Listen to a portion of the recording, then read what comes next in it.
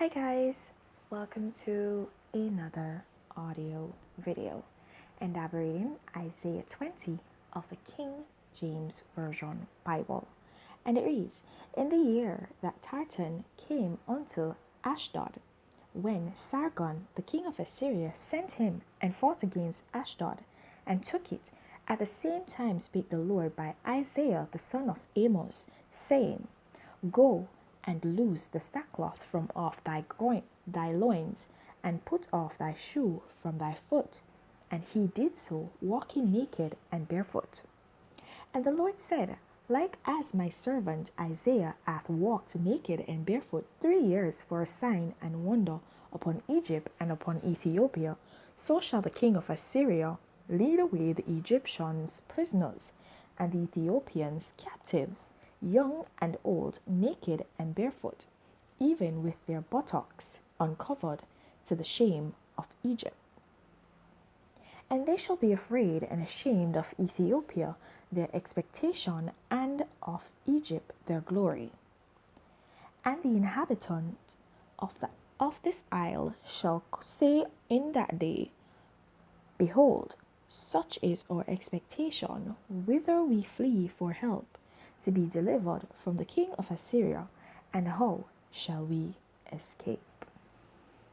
Alright guys, so this chapter ties in with the previous chapter, whereas the prophecy is made that Egypt will actually become a part of God's nations, Egypt as well as Assyria. And so we see here where Assyria has actually taken the Egyptians bondage, right? What is this? Okay guys, and this is just showing how it is that the Egyptians would actually be prisoners and be in a state of oppression where they would actually call out to God, and they would actually allow God to be their Lord and Savior, take him as their Lord and Savior. It was because they were brought down to naught. And that just goes to show you, sometimes the Lord will make you naked, not in a literal sense, but make you naked, meaning he strips you, he allows, because he doesn't strip you, he allows you to go without certain luxuries. He may allow for you to lose your riches, he may allow for you to lose certain friends, not lose them and say they die. Perhaps it might even be that they die, but lose them for you to actually gain your way, for you to actually call out to him in the way that you need to call out to him. Because when we are comfortable in the situation that we're in, then we have no need to call out. And sometimes, I've said this time and time again, that sometimes the Lord will break you in order to get you to that place that you need to be.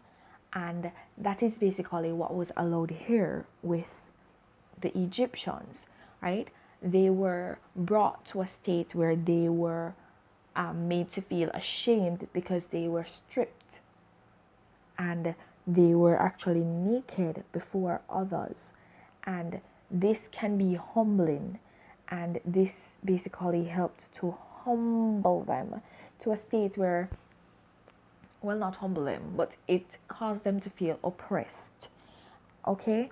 And it caused them to feel ashamed in a way that they decided that they would actually seek out the Lord. And if we recall from the previous chapter, it said that at first they would actually seek out wizards, familiar spirits, and all those things. They would actually go brother against brother, city against city, kingdom against kingdom, and all that, right? And this is just like a purging, a cleansing, basically, and a trial to show who will actually stand for God. And we see that it is prophesied that they would actually be a nation for the Lord.